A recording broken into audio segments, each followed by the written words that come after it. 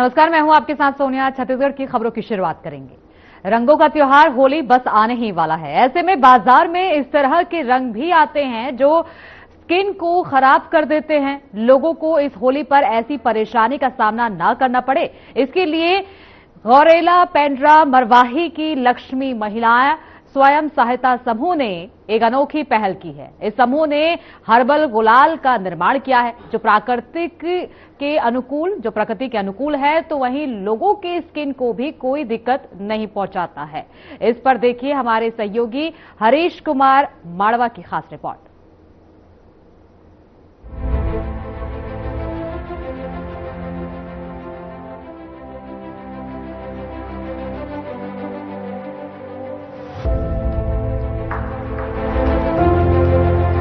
होली का त्योहार आने वाला है। चारों ओर रंग और गुलाल होंगे, साथ ही होगी आंखों में जलन और स्किन एलर्जी। लेकिन छत्तीसगढ़ के गोरेला पेंड्रा मरवाही जिले के लोगों को इन सब का सामना नहीं करना पड़ेगा, क्योंकि यहाँ की पेंड्रा ब्लॉक के पतगंवा गांव की लक्ष्मी महिला स्वयं सहायता समूह की महिलाएं होली को सुरक्षित और पर्यावरण अनुकूल बनाने की पहल कर रही है।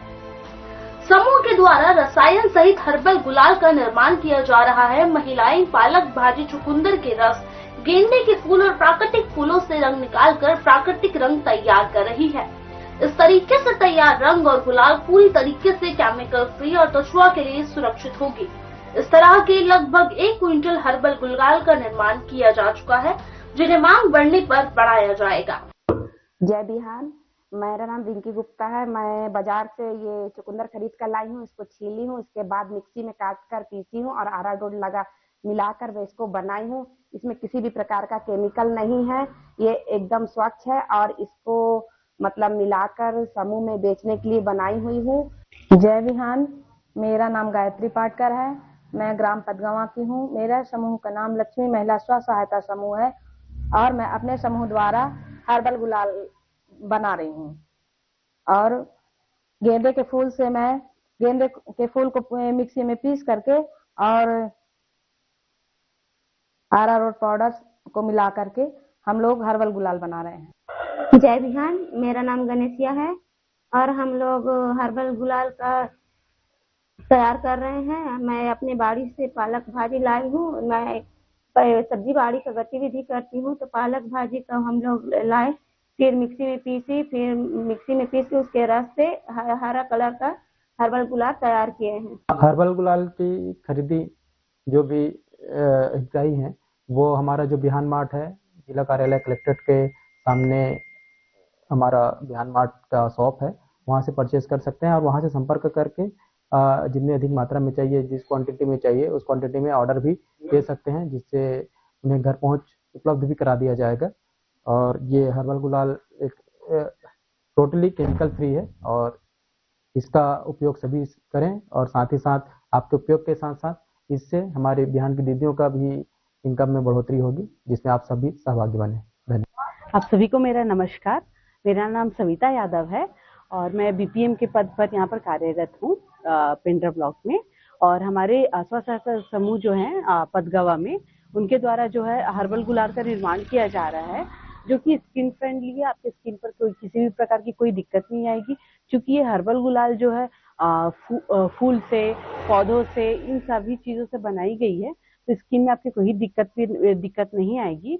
और अभी हमारे स्व सहायता समूह की दीदियों के द्वारा जो है 1 क्विंटल हर्बल गुलाल निर्माण कर लिया गया है और जो है हमारा टारगेट है कि हम 10 क्विंटल तक हर्बल गुलाल जो है निर्माण करेंगे। आप सभी को धन्यवाद। जिला पंचायत के मुख्य कार्यपालक अधिकारी मुकेश रावटे ने बताया कि बिहान समूह की महिलाएं जिले में कई प्रकार की आजीविका गतिविधियों से जुड़ी हुई है, जिससे उनकी आय में लगातार बढ़ोतरी हो रही है।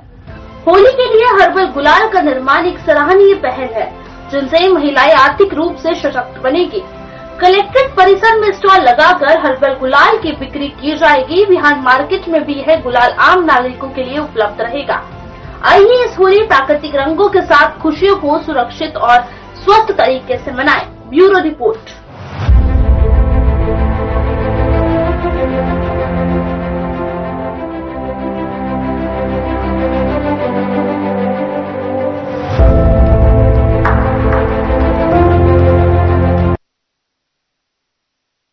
कांग्रेस कार्यालय में प्रधानमंत्री आवास योजना में घोटाले का खुलासा महालेखाकार की 2023 की रिपोर्ट में हुआ। रिपोर्ट के अनुसार जिनके नाम पर जमीन या आवास नहीं था, उनके नाम से पैसा निकालकर फर्जी खातों में भुगतान किया गया। कांग्रेस नेताओं ने इस राशि का वितरण किया और इसका हिस्सा संभवतः राहुल गांधी और सोनिया गांधी तक भी गया। इस मामले पर कांग्रेस नेता अब तक मौन हैं। कार्यकाल में जहां भगवान शंकर के नाम से घोटाला हुआ, गौ माता के नाम से घोटाला हुआ, वहीं गरीब लोगों की छत छीन कर भी कांग्रेस ने पैसा खाने का काम किया। ऐसे लोग जो मर चुके हैं उनके नाम से प्रधानमंत्री आवास के पैसे का भुगतान हो गया। ऐसे लोग जिनके पास जमीन भी नहीं है उनके नाम से भुगतान हो गया। ऐसे मकान जिनकी एक किस्त का भुगतान हुआ, वहां पर फर्जी फोटो दिखा करके मकान को पूर्ण बता करके पूरा पैसा लूट लिया गया।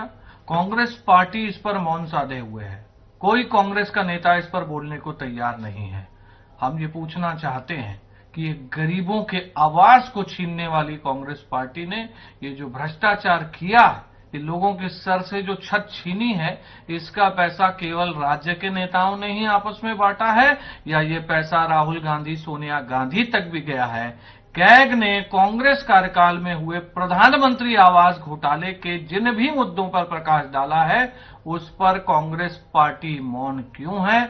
अब तक उनका कोई जवाब क्यों नहीं आया है?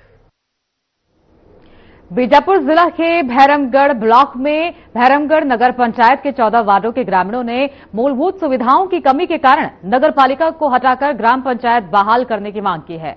भैरम बाबा संघर्ष समिति के नेतृत्व में हजारों ग्रामीणों ने पुराने बाजार स्ट्रीट से लेकर NH 63 होते हुए SDM कार्यालय तक जन आक्रोश रैली निकाली और बैनर और तख्तियां लेकर नारे लगाए। तहसीलदार ने ज्ञापन स्वीकार कर उच्च अधिकारियों को भेजने का आश्वासन दिया है। ग्रामीणों ने बताया कि 14 वार्डों में से 10 वार्डों में पानी, सड़क और बिजली जैसी मूलभूत सुविधाएं नहीं है। सरकारी योजनाओं का लाभ नहीं मिल रहा है और 5वीं अनुसूची क्षेत्र में बिना ग्राम सभा के नगर पंचायत बनाना नियमों के विरुद्ध है।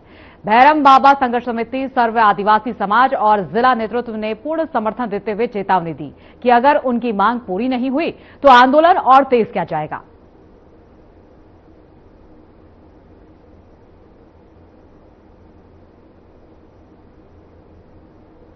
के द्वारा नगर पंचायत क्षेत्र, इनके जो वार्ड हैं, कुछ वार्ड हैं ग्राम पंचायत के, जिनका इन्होंने विरोध किया है, वो नगर पंचायत क्षेत्र में सम्मिलित नहीं होना चाहिए करके, कि जो भी मांगे हैं वो शासन स्तर की हैं और निराकरण के लिए अविलंब प्रेषित करेंगे। आज हम लोग भैरमगढ़ संघर्ष समिति के माध्यम से नगर पंचायत को हटाकर ग्राम पंचायतों का स्थापना करने के लिए ऐसे रैली निकाल के अनुविभागीय अधिकारी भैरमगढ़ को एक ज्ञापन सौंपे हैं। इसमें पिछले नवंबर अक्टूबर से संघर्ष चल रहा है। ये लोग मांग कर रहे हैं कि हमारे नगर पंचायत को हटाकर पृथक करके ग्राम पंचायत बनाया जाए, ताकि इसमें क्या बोलते हैं, मध्य वर्ग के लोग भी इसमें जो है, पारा है, मोहल्ला है, ये भी इसमें शामिल है कि नगर पंचायत मोहल्ला, पारा या जंगली क्षेत्र में बनने का वो जो नहीं है, अवैध है। इसीलिए लोग मांग कर रहे हैं कि हमें शेड्यूल क्षेत्र भी है और ये लोग वही मांग कर रहे हैं कि हमारे नगर पंचायत जो है इसको फिर से पुनः ग्राम पंचायत का स्थापना किया जाए, ऐसा सरकार को मांग कर रहे हैं। आज महामहिम राज्यपाल के नाम से ज्ञापन सौंपा गया है और पिछले समय भी दो रैली में इसमें ज्ञापन दिया गया है, लेकिन आज तक इसका कोई कार्रवाई नहीं हुआ, ना कोई उनको अनुशासन मिला। तो आज फिर ये लोग इसीलिए जो है जन आक्रोश रैली निकलकर यहाँ डीएम साहब के कार्यालय पहुंचे। तो तहसीलदार महोदय के नाम से उसके द्वारा दिया गया है राज्यपाल को। तो इसका अगर नहीं होता है तो ये लोग भैरम बाबा संघर्ष समिति जो है, आने वाला समय में अगर ग्राम पंचायत में नहीं बनता है या 15 दिन, महीना दिन इनका समय दिया गया है, 1 महीना का, 2 महीना का लगभग, तो उसके बाद फिर ये लोग जो है ज्यादा आंदोलन करने का तैयारी में है। ज्यादा उसमें अगर कोई सुनवाई नहीं होता है तो रोड में चक्का जाम करने के लिए ये लोग निर्णय लिए गए अभी आज का बैठक में, आज का रैली में। इसमें जो भैरमगढ़ में साइड में जितने भी गांव है सर, ये 5वीं अनुसूचित क्षेत्र है, ये सभी हमारे आदिवासी लोग हैं, ST लोग हैं। हम इसको अगर आगे जो नहीं बनेगा, हम इसके लिए तो हम उग्र आंदोलन करने के लिए तैयार हैं सर। देखिए, यहाँ 14 या 17 साल हो गया नगर पंचायत, आज तक मेरे घर तक एक मुर्मी रोड नहीं पहुंच पाया सर। ये क्या को विकास बोलेंगे? पंचायत में जो बना है ना, मेरे घर तक एक रोड है, वहाँ पंचायत के समय बना है। आज तक मेरे चाहे शहर में जितने भी पारा है, वहां तक कोई सुविधा नहीं पहुंच पाई। इसी की वजह से हम हम कानून को हम नहीं जान रहे थे। ये सरकार ने जो 5वीं अनुसूची फैसला कानून, ये कानून है जो शेड्यूल क्षेत्र ट्राइबल क्षेत्र में एक कानून रहते हुए, कानून को अनदेखा करते हुए यहाँ नगर पंचायत बना है। इस कानून को हम फॉलो करते हुए अगर तत्काल यहाँ से जो डीएम साहब को आज जो ज्ञापन सौंपे कार्रवाई नहीं होती है, संघर्ष समिति से निर्णय लिया जाएगा उग्र आंदोलन करने के लिए। हम लोगों को नगर पंचायत में बहुत समस्या है। हमको ना ये कुछ नहीं मिलता है, ऊपर से टैक्स पटाना पड़ता है और क्या बोले से कुछ समूह भी नहीं है। ग्राम पंचायत में समूह मिलती है महिला को काम करने के लिए, हमको तो महिला है, कुछ नहीं मिलता है, ना समूह नहीं है, कुछ नहीं है। हमारे पास कुछ सुविधा नहीं है, ना घर का टैक्स, पानी का टैक्स, बिजली बिल सब पटाने के लिए बोलते हैं सर। इसीलिए हम लोग ना नगर पंचायत को ग्राम पंचायत बनाना चाहते हैं। इसी वजह से आज आक्रोश रैली करवाए हैं और एसडीएम सर को यह ज्ञापन सौंप।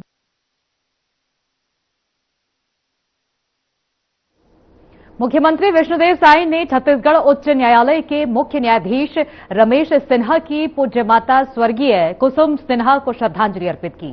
15 फरवरी को उनके निधन के बाद मुख्यमंत्री बेदरी स्थित मुख्य न्यायाधीश निवास पहुंचे और छाया चित्र पर पुष्प अर्पित कर दिवंगत आत्मा की शांति के लिए प्रार्थना की। उन्होंने शोक संतप्त परिवार से मुलाकात कर ढांढस बंधाया। इस अवसर पर केंद्रीय राज्य मंत्री तोखन साहू, मंत्री गजेंद्र यादव, पूर्व राज्यपाल रमेश बैस समेत न्यायपालिका और प्रशासन के वरिष्ठ अधिकारी उपस्थित रहे।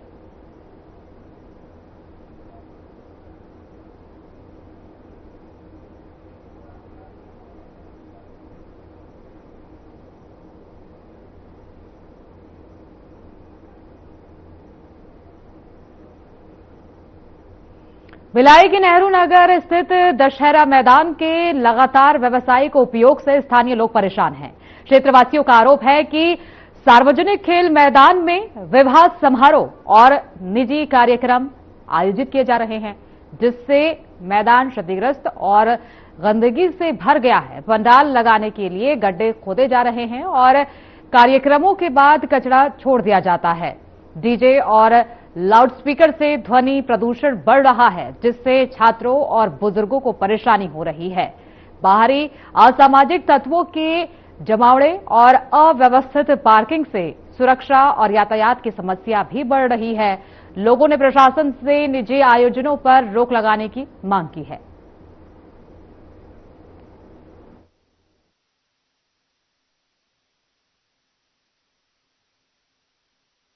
नगर निगम के एमआईसी के द्वारा जो भी नगर निगम क्षेत्र में मैदाने हैं या खुला क्षेत्र है, उसमें 2 रुपए पर स्क्वायर फीट की हिसाब से दर तय हुई है। सामियाना का 500 रुपया और जो भी शुल्क लिया जा रहा है विधिवत नियमानुसार लिया जा रहा है, निगम के खाते में जमा है। अब जब भी चाहें तो उसका ऑफिशियल जो परमिशन है आप देख सकते हैं।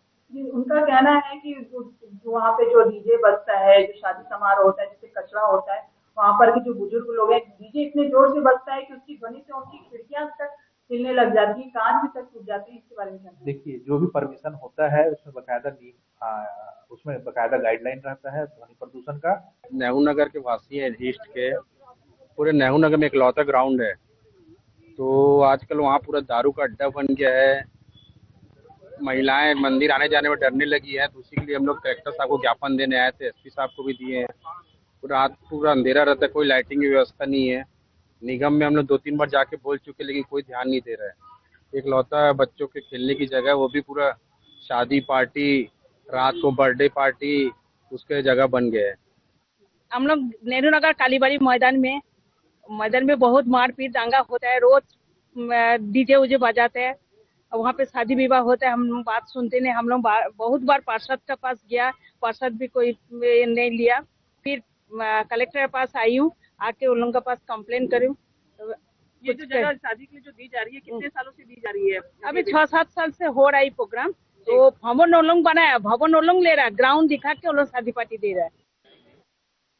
दुर्ग जिले में एक के बाद एक दो घटनाओं ने माहौल गर्मा दिया है। आपको बता दें कि एक और भिलाई कैंप 2 में कारोबारी विवाद को लेकर मुस्लिम कारोबारियों से दुर्व्यवहार और मारपीट के आरोप लगे हैं, तो वहीं दूसरी ओर देव बलौदा में मेले में हिंदू मुस्लिम विवाद ने भी तूल पकड़ा है। तो वहीं इन दोनों ही मामलों में संगठनों ने विरोध जताते हुए प्रशासन से सख्त कार्रवाई की मांग की है। आपको बता दें कि दोनों घटनाओं के बाद प्रशासन अलर्ट मोड पर है, जिस पर पुलिस का कहना है कि किसी भी तरह की अफवाह या शांति भंग करने की कोशिश पर सख्त कार्रवाई की जाएगी।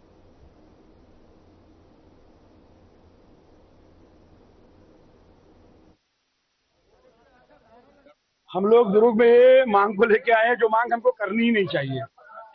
हम लोग यहाँ मांग करने आए हैं कि सर शांति व्यवस्था बनाया जाए, धर्म के नाम पे किसी को उपद्रव करने की छूट नहीं होनी चाहिए, लेकिन ये मांग होनी नहीं चाहिए। ये तो ऑलरेडी संविधान में लिखा हुआ है कि धर्म के नाम पे कोई उन्माद फैलाए तो उसके ऊपर दंगा अधिनियम जो है उसके तहत उसके ऊपर कार्रवाई करके उसको जेल भेजा जाए। तो इस तरीके से एक माहौल बनाया जा रहा है, धर्म के नाम पर, जाति के नाम पर एक जो यहाँ का भाईचारा उसको खत्म करने का प्रयास किया जा रहा है। और खत्म कौन कर रहा है, मैं समझता हूँ कि वो छत्तीसगढ़ के रहने वाले तो नहीं हो सकते। सबसे पहले मैं आपको बताऊँ, कोई भारी संख्या में आज जो है मस्जिद के ओहदेदार जो हमारे सदर है और कुछ हमारे नौजवान वो आए हमारे साथी, और हमारा ऐसा कोई मकसद नहीं है रैली में निकालना, आक्रोश करना या ऐसा कुछ दंगा फसाद करना। हम शांतिपूर्वक आए हैं, एसडीएम साहब, कलेक्टर साहब और एसपी साहब को ज्ञापन देने। हमारी सिर्फ यही मांगे कि बार बार जो मुस्लिम भाइयों को टारगेट किया जा रहा है, जो बेचने व्यापारी जाते हैं उनको टारगेट किया जा रहा है, उनको आखिर क्यों किया जा रहा है।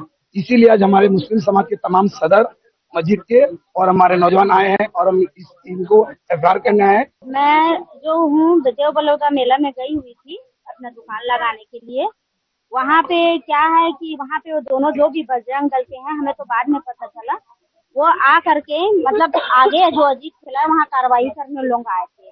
तो उस कार्रवाई के चक्कर में वो हम लोग के भी दुकान में आए, तो इनसे नाम पूछा गया, इनका नाम पूछा गया, इनको मुसलमान होने पे गाली दिया गया है ना, और मेरे पास आ गया। वो मुझे इसलिए ज्यादा पकड़े हैं कि मैं भगवान का फोटो बेच रही थी, तो भगवान का फोटो मैं बेच रही थी तो बेइज्जती तो कर नहीं रही थी उनका। तो उन लोगों ने ये कहा कि तेरी गलती ये है कि तू मुसलमान है। 2 दिन पूर्व देव बलौदा महाशिवरात्रि मेला के दिन वहाँ पे जो घटना हुई थी, उस घटना के संदर्भ में जो भी दोषी व्यक्ति हैं उनके विरुद्ध वैधानिक कार्रवाई के संबंध में भिलाई दुर्ग मुस्लिम समाज के लोगों के द्वारा संयुक्त रूप से एक ज्ञापन एडीएम साहब को सौंपा गया है। उक्त ज्ञापन में जो भी तथ्य उनके द्वारा बताया गया है और जो भी तथ्य, जो भी चीजें वहाँ पे घटना के संदर्भ में पाई जा रही हैं या पाई गई हैं, उसके संदर्भ में भिलाई 3 थाने में वैधानिक कार्रवाई की जा रही है। नक्सल प्रभावित चेरपाल क्षेत्र के रेगड़गट्टा गांव में प्राइमरी स्कूल की बदहाली सामने आई है। भवन, पानी और सड़क जैसी बुनियादी सुविधाओं के अभाव में बच्चों की पढ़ाई प्रभावित हो रही है और ग्रामीणों के घरों में कक्षाएं लग रही हैं।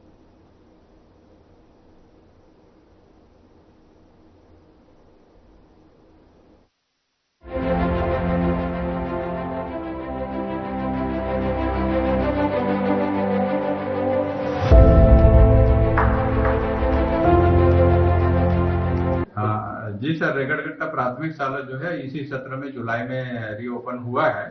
प्रारंभिक तौर पर वहाँ के स्थानीय स्तर पर उपलब्ध भवन जो है निजी भवन पर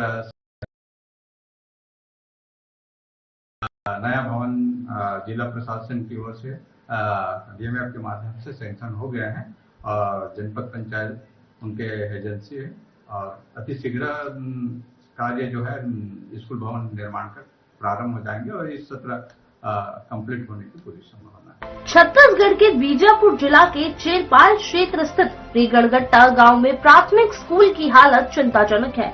नियाद नील नार योजना के तहत संचालित यह स्कूल अब तक पक्की भवन से वंचित है। पानी, शौचालय और सड़क जैसी मूलभूत सुविधाएं नहीं होने से बच्चों को भारी दिक्कतों का सामना करना पड़ रहा है। स्कूल चारों ओर खेतों से घिरा है, जिससे पहुंचना बहुत ही मुश्किल है। अस्थायी भवन में पढ़ाई होने के कारण कई बार ग्रामीणों के घरों में कक्षाएं लगानी पड़ती है। यह क्षेत्र नक्सल प्रभावित होने के कारण विकास कार्यों में भी चुनौतियां रही हैं। शिक्षा अधिकारी ने नए भवन की स्वीकृति की पुष्टि की है और जिला पंचायत सीईओ से जल्द निर्माण शुरू कराने का अनुरोध किया है। गांव में बिजली पहुंचाना सकारात्मक संकेत है और ग्रामीणों को पक्के स्कूल भवन का इंतजार है। मैं इस वक्त बीजापुर जिला का गंगलूर एरिया का चेरपाल के अंतर्गत आने वाला एक रेगड़गट्टा पंचायत में मैं इस वक्त मौजूद हूँ, जो नियाद नार के तहत जो बंदी स्कूलों को खोला गया, उसके बाद उन स्कूलों को किस प्रकार संचालित किया जा रहा है, इन्हें देखने के लिए हमारी मीडिया की टीम रेगड़गट्टा में पहुंची। आप जो शिक्षा विभाग की वो तस्वीर आज मैं दिखाने का प्रयास करूंगा। जो प्रशासनिक जो शिक्षा विभाग का जो रिपोर्ट है, बड़े अधिकारियों को किस प्रकार का रिपोर्ट दिखाते होंगे जो शिक्षा अधिकारी, लेकिन जो जमीन स्तर में शिक्षा किस प्रकार बच्चों को शिक्षा मिल रही है, आप मेरे पीछे देख पाएंगे। ये जो घर में संचालित है, इस हालात में बच्चे बैठे हुए हैं, ना इनके लिए ना किसी प्रकार का पढ़ने के लिए, और शिक्षक के माध्यम से पढ़ाने के लिए ना ठीक का बोर्ड है।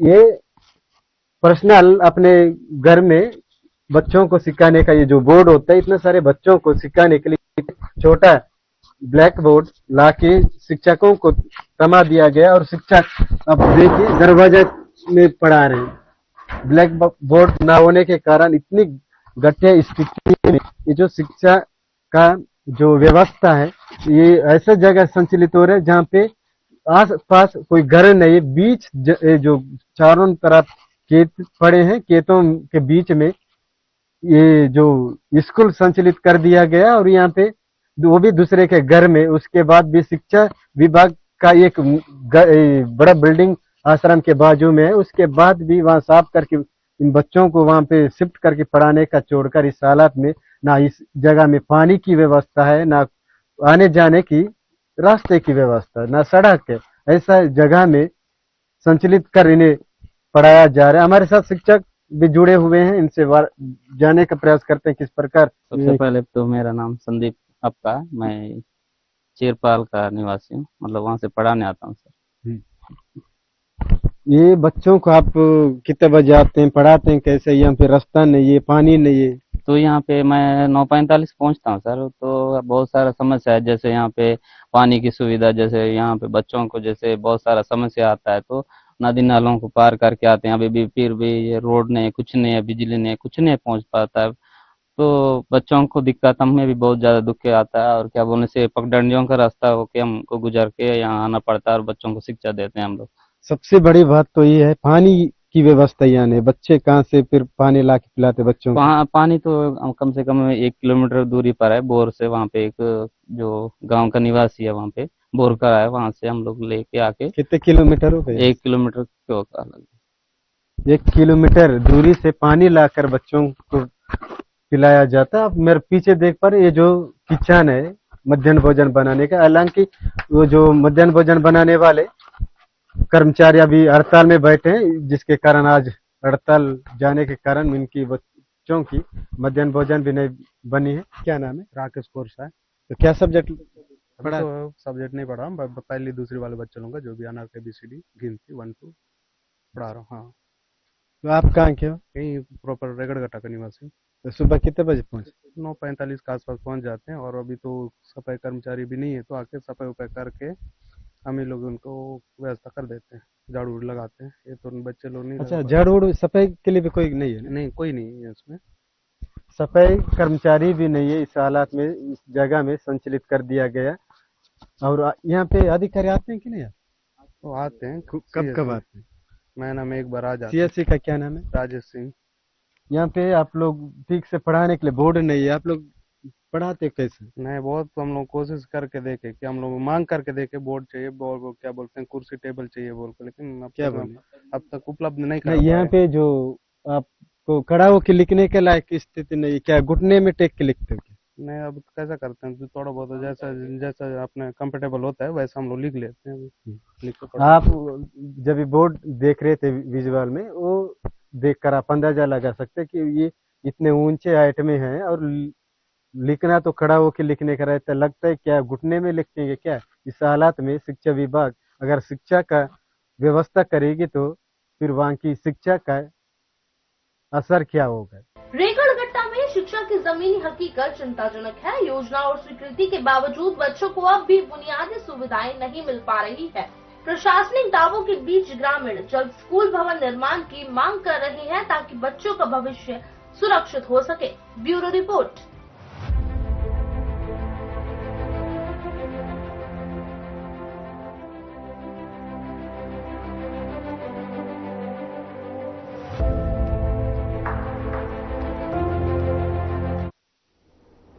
छत्तीसगढ़ की खबरों में फिलहाल के लिए इतना ही। आगे की तमाम खबरों के लिए बने रहिए हमारे साथ।